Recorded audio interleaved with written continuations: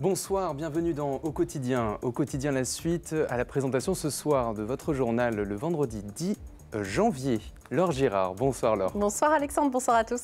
Qui est l'invité de votre journal ce soir? À l'heure où l'épidémie de grippe est bien présente sur notre territoire et engorge l'hôpital, nous faisons le point avec Stéphane Domingo de l'Agence régionale de santé.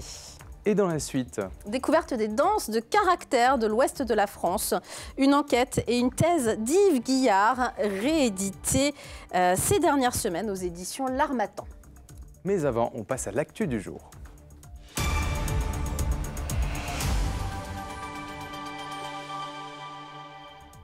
Bienvenue dans le journal du vendredi 10 janvier 2025 avec au sommaire l'eau qui continue de monter. La commune de la Guierche s'est même réveillée ce matin avec un quartier entier, les pieds dans l'eau. Des habitants sont temporairement relogés.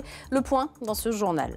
La poste des Sablons, officiellement inaugurée, elle renaît de ses cendres après sa destruction en juin 2023 lors des émeutes. Et puis le témoignage d'un ancien négociateur du RAID qui a fait partie de l'équipe d'intervention lors des attentats de l'Hypercacher. C'était il y a 10 ans. Vous l'avez entendu, la Sarthe est toujours en vigilance jaune pour crue et l'eau continue donc de monter, Laure. Plusieurs routes sont toujours barrées. Au Mans, le niveau de la rivière devrait atteindre un pic d'1,44 m à minuit cette nuit. La métropole a donc fermé la digue du quartier Euzé, côté des Lavandières, de la rue des Lavandières et rue des Acacias. Ailleurs, en Sarthe, des champs sont inondés, mais aussi des maisons. À la Guierche, les pompiers ont effectué une opération d'évacuation en Zodiac d'une vingtaine de riverains. Le reportage d'Alexandre Ferrer. Elle occupe plus de 3 fois son espace. La Sarthe continue de gonfler jusqu'à s'infiltrer dans des habitations. Ce vendredi matin, des riverains du lieu-dit des Beaux Jours à la Guierche sont contraints d'évacuer. L'eau est montée très vite et du coup les gendarmes sont venus pour nous prévenir que fallait évacuer, que l'eau allait encore monter. Et prendre tout ce qui était nécessaire, tout ce qui est papier, débrancher les électroniques, parce que l'eau allait peut-être rentrer dans les maisons. À 200 mètres, le lieu-dit Les Carreaux est complètement inondé. 4 sapeurs-pompiers équipés d'un Zodiac évacuent chaque riverain. Inquiète, cette dame a dû laisser ses animaux sur place. D'accord, on est sur une montée des eaux qui est lente par rapport au flux qu'on a eu. Donc aux chats, s'ils sont dans la cabane ou dans la caravane, ils vont y rester, ils vont pas partir. D'habitude, on vient pas nous chercher, donc j'ai pas compris pourquoi aujourd'hui, exceptionnellement, on venait davantage. Une vingtaine d'habitants sont secourus dans ce secteur. Gérard est habitué par les crues, mais l'évacuation en bateau de sa maison est une première. Je suis en hauteur, moi. Donc logiquement, là, même là, je suis pas sous l'eau, mais bon, c'est le chemin, quoi. Après, il n'y a plus d'accès, quoi. La mairie de la Guierche se transforme en poste de commandement. Une fois en sécurité, l'heure est à la prise en charge des sinistrés. On appelle la famille pour savoir qui peut être logé parce qu'on sait que ces personnes-là vont pouvoir revenir chez elles sans doute que dimanche. On va également s'occuper des personnes qui n'ont personne pour les accueillir. Donc on va regarder comment on peut faire nous sur la communauté de communes pour accueillir ces personnes-là pour de nuit. Une crue exceptionnelle qui progresse jusqu'à 2,72 m enregistrée à 16 h. Actuellement, plusieurs déviations sont mises en place. Il avait été incendié il y a 18 mois. Le bureau de poste des Sablons renaît de ses cendres. L'inauguration a eu lieu ce vendredi en présence du PDG de la Poste qui a fait le déplacement. Et pourtant, tout ne semble pas gagné pour ce bureau qui peine à trouver sa clientèle. Elisa Cribier. C'est l'inauguration officielle. Pourtant, ce bureau de poste est déjà accessible depuis le mois de mai. Après 11 mois de travaux express, l'objectif était de rouvrir le plus vite possible. On est le symbole de la présence. Vous avez entendu les élus dire que d'autres services s'en allaient. Nous, on veut rester. On veut rester parce que nos postiers sont ici, parce qu'il y a des millions de clients qui sont ici des milliers. Évidemment, il fallait montrer qu'on voulait renaître. Et l'opération du Mans est très remarquable parce qu'en moins d'1 an, on a un nouveau bureau de poste. Mais pour le moment, les clients ne se bousculent pas au portillon. Difficile de faire revenir ceux qui ont pris d'autres habitudes. Nous allons réussir, notamment par le travail que nous faisons avec le Mans, à rétablir cette fréquentation. Et nous voulons aussi développer le passage du code de la route. Nous voulons remettre en avant les services numériques. Donc on se bat pour la fréquentation. L'enjeu pour le PDG du groupe est de maintenir une fréquentation suffisante pour pérenniser un maximum de bureaux, notamment dans les campagnes et les quartiers. Aujourd'hui, l'envoi de lettres ne représente plus que 15% du chiffre d'affaires de l'entreprise. La Poste se diversifie donc en proposant par exemple des offres de téléphonie. On accueille tout de suite l'invité de notre journal, M. Stéphane Domingo, directeur de la délégation territoriale de la Sarthe pour l'Agence régionale de santé, ou ARS. Merci Stéphane Domingo d'être avec nous sur ce plateau. Bonsoir. 20% d'hospitalisation en plus ces derniers jours au centre hospitalier du Mans, en cause l'épidémie de grippe principalement. Pourtant, nous avons affaire à une épidémie saisonnière, pas forcément exceptionnelle au moment où l'on se parle. Comment on explique l'afflux des patients à l'hôpital et aux urgences ? On a un variant qui est plus agressif. On a en face des populations qui sont un petit peu plus fragiles. Et donc, on a des populations plus fragiles donc, qui développent des formes plus sévères de la maladie, qui nécessitent un passage aux urgences et une surveillance médicale, quelques heures, quelques jours, ce qui nécessite une hospitalisation. Et le nombre d'hospitalisations au sein du CH du Mans pour cause de grippe, c'est 20% aujourd'hui des entrées d'hospitalisation à l'hôpital.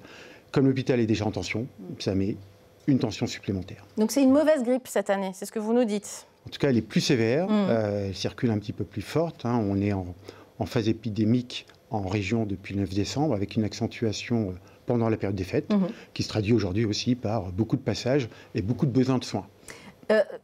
Dans cette période, on a aussi les Covid, les virus responsables de la gastro. Est-ce qu'ils sont présents également à ce jour et dans quelle proportion? Ils sont présents, mais dans une moindre présence par rapport à la grippe, qui est le facteur principal d'hospitalisation aujourd'hui. Donc il y a des gestes barrières. Et il faut les rappeler, parce qu'on les a un petit peu oubliés depuis le Covid, nous semble-t-il, en regardant un petit peu les articles publiés ces derniers jours.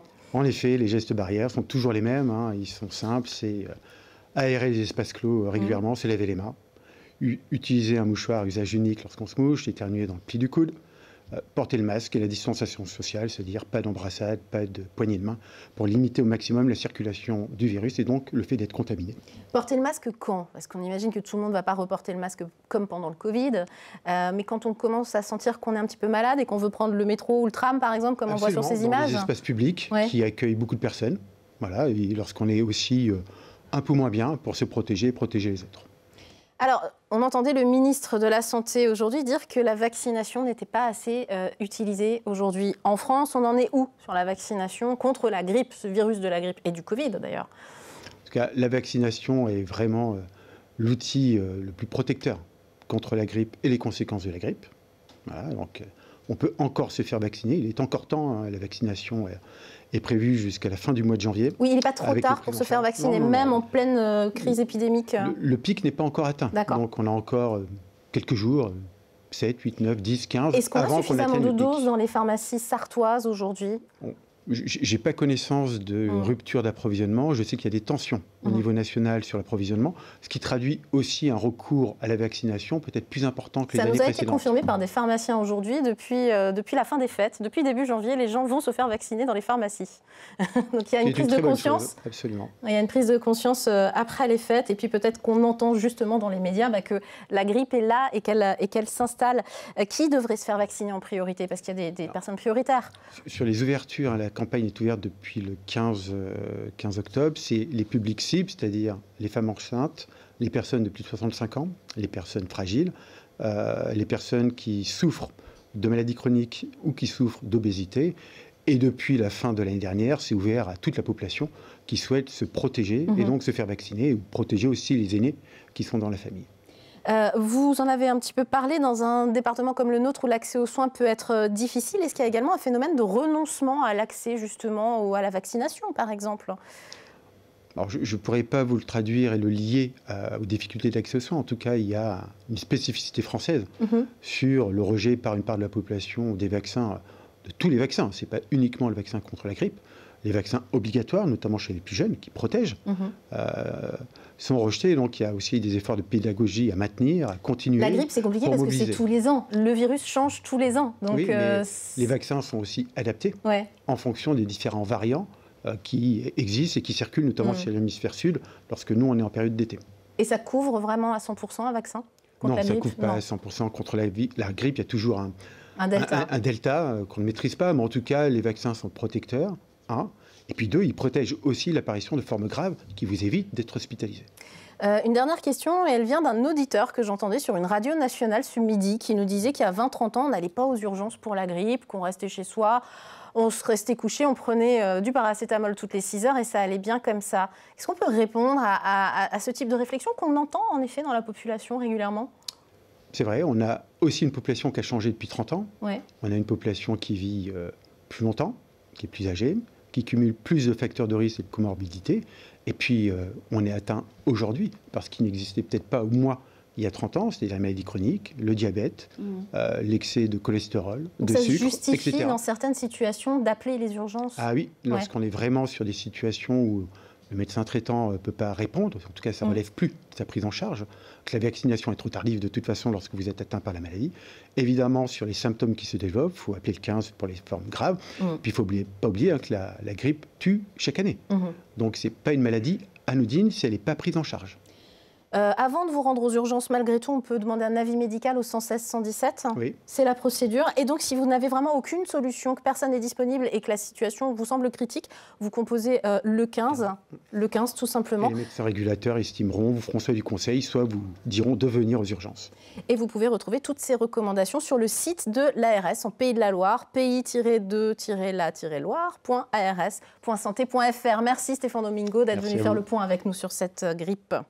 Une cérémonie de remise du drapeau du groupement de gendarmerie départementale de la Sarthe aura lieu ce dimanche 12 janvier à 18h, place du Jet d'eau. On vient de l'apprendre, ce sera en présence du ministre de l'Intérieur, Bruno Retailleau. L'occasion de commémorer la mémoire de 104 gendarmes morts au combat lors de la bataille de Pontlieu le 12 janvier 1871. Les conséquences très concrètes pour vous dimanche, eh bien, le quartier est fermé à la circulation autour de la place du Jet d'eau en centre-ville et de la place des Jacobins. Il est fermé à la circulation de 16h à 21h, avenue Paderborn, rue Wilbur Wright, avenue de Rostov-sur-le-Don, rue et place des Jacobins, rue de la Comédie, et rue du Hallé, place Saint-Pierre. L'accès à la cité Plantagenet s'effectue par la place Saint-Michel et le stationnement sera également interdit autour de la place du Jet d'eau et dans le quartier à partir de 13h.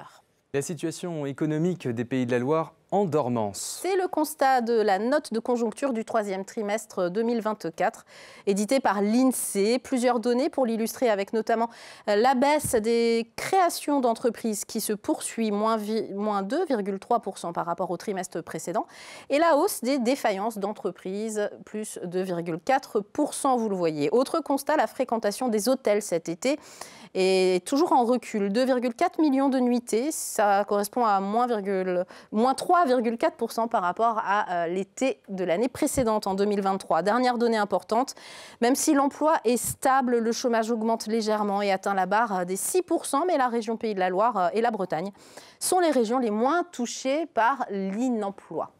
Autre sujet, la ville du Mans se félicite des animations de Noël. Ça a bien marché, c'était très beau, il faut le reconnaître. Une fréquentation en hausse pour cette édition 2024 avec 568 000 personnes qui sont venues au marché de Noël, une augmentation de 65% par rapport à l'année précédente. Le maire Stéphane Le Foll souligne que malgré les travaux en centre-ville, de nombreux visiteurs sont venus. Pour l'année prochaine, un projet intégrant plus la cité Plantagenet et ses beautés est en projet. On continue avec 54 heures dans la vie du RAID et de son négociateur Frédéric Martin.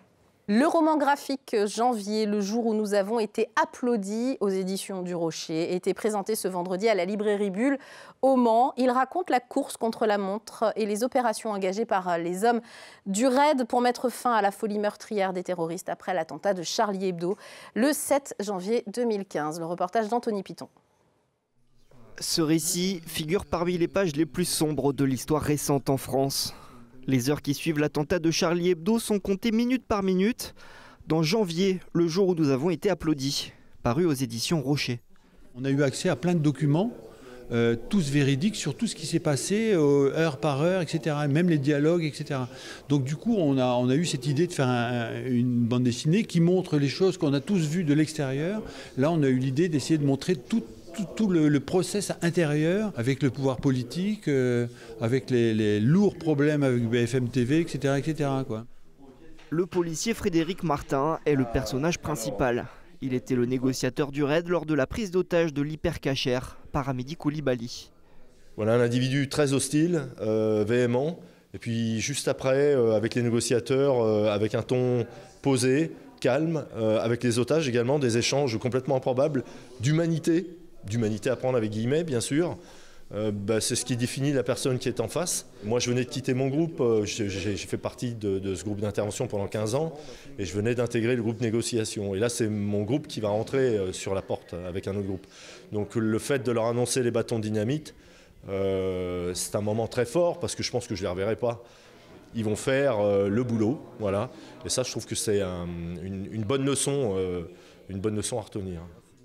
Dans les jours qui suivent, le policier se fera applaudir par 4 millions de Français lors d'une marche contre le terrorisme. Une séance de dédicace est prévue ce samedi avec l'auteur et le dessinateur de la bande dessinée à la librairie Bulle. Cet événement est bien maintenu malgré les coupes budgétaires. Il perd une grosse subvention, mais le Région Tour... Alors, je vais recommencer. Le Région Pays de la Loire Tour aura lieu du mardi 8 avril au vendredi 11 avril. Vous le voyez sur les images, c'est l'édition de l'année dernière. 4 étapes pour 700 km de course dans les 5 départements. Départ en Loire-Atlantique, à Machecoul-Saint-Même et dernière étape en Sarthe, comme l'année dernière, entre Ciel-Guillaume et Le Mans. La grande arrivée, donc, le 11 avril. Une course programmée pendant la première semaine des vacances de printemps pour notre académie, ce qui est un hasard du calendrier d'après l'organisateur, mais qui est bien pratique si vous voulez aller voir l'arrivée avec les enfants. Un événement à suivre donc. Enfin, le patois sartois contribue au patrimoine linguistique national. C'est une sacrée reconnaissance pour l'association ELA, nos amis dont les membres étaient ce mercredi à la Cité internationale de la langue française à Villers-Cotterêts, avec la remise de l'ouvrage ELA, c'est la fête, en gage de contribution de ce patois au directeur Paul Rondin. Ce don solennel est le symbole de l'entrée du patois sartois dans le patrimoine linguistique national.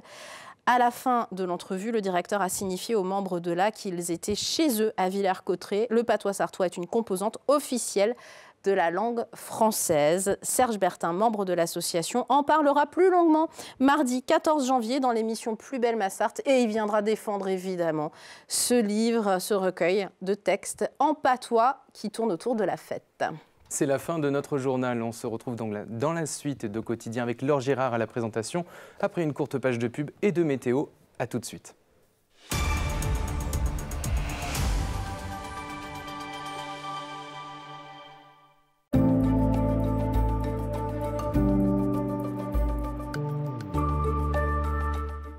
Bonsoir messieurs, dames, ravi de vous retrouver pour ce nouveau bulletin météo. Denis Delcourt pour vous accompagner aux portes de ce nouveau week-end, avec un week-end qui va commencer avec malheureusement encore de nombreux nuages, un petit peu à l'image de cet après-midi sur l'ensemble de notre département. Côté température, vous le voyez, celle-ci évolue entre -1 et 4 degrés. Comptez 2 degrés au Mans, 3 degrés pour Sablé-sur-Sarthe, à Montval-sur-Loire ou encore du côté de Saint-Calais, 4 degrés à Vendôme, Blois ou encore du côté d'Angers. Pour la journée de samedi, au lever du jour, vous le voyez, on profitera d'un ciel assez variable avec une alternance d'éclaircies, de passages nuageux. Alors la bonne nouvelle les amis, c'est qu'on va partir sur un temps calme et sec pendant plusieurs jours, grâce à cet anticyclone qui progressivement va de nouveau nous concerner. Alors cela dit, les températures encore bien basses, vous le voyez, entre -2 et 1 degré, -2 degrés du côté d'Alençon, 0 pour Laval, 1 degré au Mans ou encore pour La Flèche. Pull, écharpe et manteau resteront par conséquent les accessoires indispensables pour ce week-end. Pour la suite de votre journée, on se dirige vers la même situation avec toujours des éclaircies. À certains moments de la journée, on aura comme quelques passages nuageux. Côté température, celle-ci évolue entre 3 et 5 degrés, avec 3 degrés pour Alençon, 4 degrés à Mamers, 5 degrés au Mans pour La Flèche ou encore du côté d'Angers. Des températures qui seront encore un petit peu en dessous des normales de saison. Alors pour la journée de dimanche, vous voyez, le mercure va continuer de baisser. Entre 2 et 3 degrés seront les températures maximales au meilleur de l'après-midi. Côté ciel, on profite encore une fois de belles éclaircies. Et pour la journée de lundi, le soleil devrait briller assez facilement. Malgré tout, les températures, vous voyez, resteront toujours inférieures au normal de saison. En ce samedi 11 janvier, on continue de gagner quelques minutes de soleil.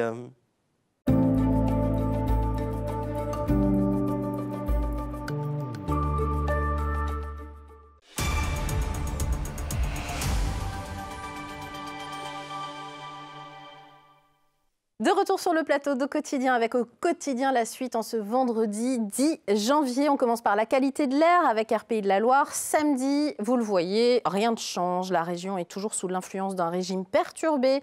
Un ciel couvert, des averses localisées favorisent la bonne dispersion des polluants. L'indice est donc moyen. Notre invité va nous faire danser, si vous le voulez bien. Yves Guillard, vous êtes auteur d'une thèse rééditée par l'Harmattan. Ça s'appelle « Les danses de caractère, les sociétés chorégraphiques dans l'ouest de la France ».